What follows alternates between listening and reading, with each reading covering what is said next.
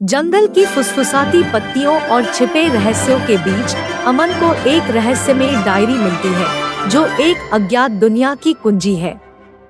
जैसे ही अमन वह रहस्यमय शब्दों में डूबता है, उसकी नजर एक रोचक प्रविष्टि पर पड़ती है जो उसे आकर्षित करती है और उसे दिव्य गुफाओं के अंदर छिपे खजाने की ओर इशारा करती है।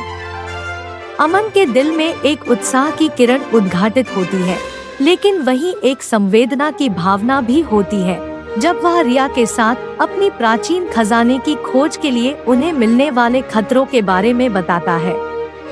अमन और रिया जवान योद्धाओं के रूप में खड़े होते हैं, तैयार हैं अज्ञात का सामना करने के लिए। एक चुपकर बनी एक गुप्त समझौता, आगे के लेबिरिंथाइन मार्गों के बीच एक दूसरे की सुरक्षा करने के लिए।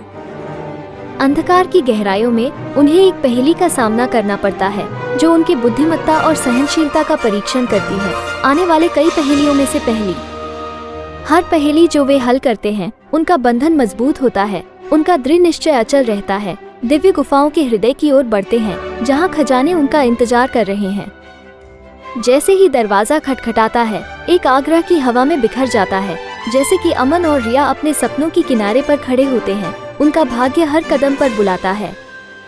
खजाना उनके सामने है, उनकी दृढ़ता और साहस का प्रमाण, लेकिन उनकी विजय अल्पकालिक होती है क्योंकि दुश्मनों की भयानक आगमन उनकी विजय के लंबे समय के समर्थन को बिगड़ देता है। खतरे के सामने उनका त्वरित विचारशीलता उनका सबसे बड़ा हथियार बन जाता है। जब अमन और रिया सभी संभावितताओं का खिलवाड़ा करते हैं, खजाने और अपनी रक्षा के लिए एक चालाक रणनीति बनाते हैं।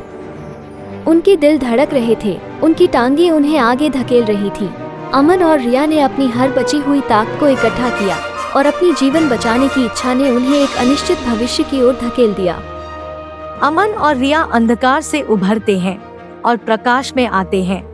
उनके चेहरे पसीने और मिट्टी से भरे हुए हैं। उनकी आत्मा अटूट है और वे अनमोल धन के साथ हैं जो उनके जीवन और उनके गांव को परिवर्तित करेगा।